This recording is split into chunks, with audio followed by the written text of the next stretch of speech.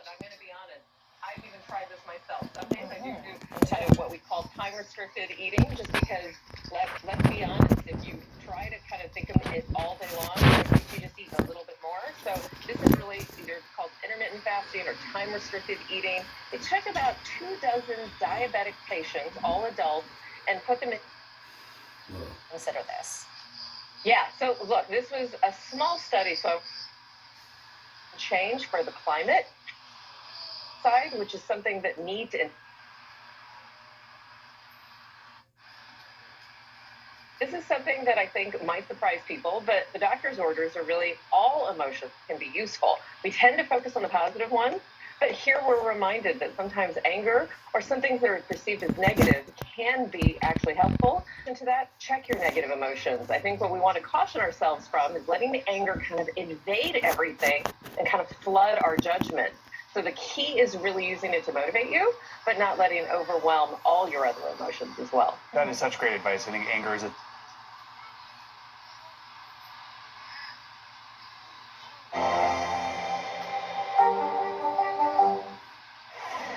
Welcome back. Time for our weekly medical checkup. This week, we're going to take a closer look at what it means to be angry and how the emotion can actually help you achieve your goals. plus the benefits of intermittent fasting and how it can be helpful for people with type 2 diabetes. NBC News medical contributor Dr. Kavita Patel joins us to discuss these latest health headlines that you might have missed. Dr. Patel, always wonderful to have you. All right, so let's start on anger, strong emotion. It's new research showing it can also be a powerful motivator. Maybe not a surprise, but walk us through the new information and a healthy way to keep that in check. Yeah, Savannah Jo, this is a study that I think was very telling from the quote it opened with. The Malcolm X quote. It said, usually when people are sad, they don't do anything. They just cry over their condition. But when they get angry, they bring about change. That's really what researchers set to find out when they studied thousands of students and gave them about 6 different scenarios and asked them, evoked anger through certain scenarios to try to get them to do everything from trying to win a video game, signing a petition, or even urging them to vote in a situation that might be contentious. And what they found out was somewhat surprising, but maybe not surprising to people who are also thinking about times when they've been angry.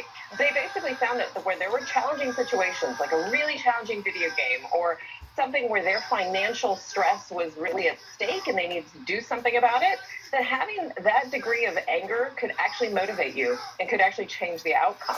So here, this is something that I think might surprise people, but the doctor's orders are really all emotions can be useful. We tend to focus on the positive ones, but here we're reminded that sometimes anger or some things that are perceived as negative can be actually helpful. But in addition to that, check your negative emotions. I think what we want to caution ourselves from is letting the anger kind of invade everything and kind of flood our judgment. So the key is really using it to motivate you, but not letting it overwhelm all your other emotions as well. That is such great advice. I think anger is a thing we all try to suppress so much that it becomes a negative thing, but if you can use it in a positive way, that's good to hear. Let's talk about diet. A new study found simply swapping certain things you eat can benefit yourself and the environment. Makes sense. What types of changes are the most beneficial? Yeah, we've been talking about swap for a long time. I'm a big believer that you can't make these huge changes overnight, and that swaps are somehow kind of a way of not only tricking your mind and body, but getting a habit in place.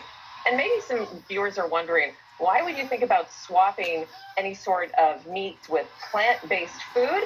And it's because these small changes can add up. That in studies that they looked at, that even when you just did a small swap, think taking beef and switching it out for chicken, and think like taking milk, cow's milk, and switching it out for a plant-based milk that's like an almond milk or an oat milk, something like that.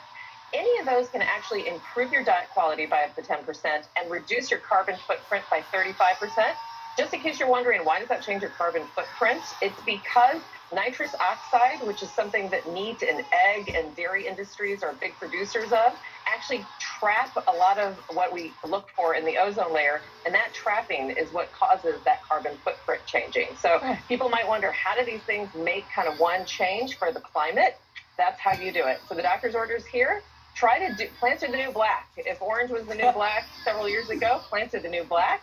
And those small changes can add up. Those swaps matter. Those little things, even when you start as a kid, can actually be an incredible footprint change over your whole life. All right, pretty cool. All right, let's also talk intermittent fasting. So this is An Oh, yeah. increasingly popular diet trend. I feel like there's a lot of information on both sides, is it good, is it bad, but a new study found that it can be helpful for people with diabetes. How does that work? How much fasting are we talking about? And should anyone consider this? Yeah, so look, this was a small study, so I want to caution this, but look, I'm going to be honest. I've even tried this myself. Some days I do kind of what we call time-restricted eating, just because, let's be honest, if you try to kind of think about eating it all day long, it makes you just eat a little bit more. So this is really either called intermittent fasting or time-restricted eating. It took about 24 diabetic patients, all adults, and put them into different categories. They did nothing and just let them manage their diabetes as is. For some, they restricted their calories, but let them eat whenever they wanted to. And then for others, they did what we would call intermittent fasting. They let them eat during an 8-hour window. And that's a little bit of the magic here, Savannah and Joe. It's that 8-hour window. That means 16 hours where you're not eating. You can drink water, and there's some liquids like black coffee with nothing else in it that you could drink, or tea. But other than that, it is pretty much no food during that time period. And maybe this might shock a lot of people. We all have been taught to think you just restrict the calories, but it might matter for some people, especially for these diabetics, that when you eat matters. And people basically in that 8-hour time period lost more weight than people who restricted their overall calories. So I think the doctor's orders here, it's not necessarily that simple because this does not apply to everybody. But for some, fasting to feast during that window, especially if you can tighten it down to about 8 hours of eating, can be some success in weight loss. And the reason I say it's not for everyone, don't overdo it. And interestingly enough, in these diabetics, it didn't change the control of their diabetes.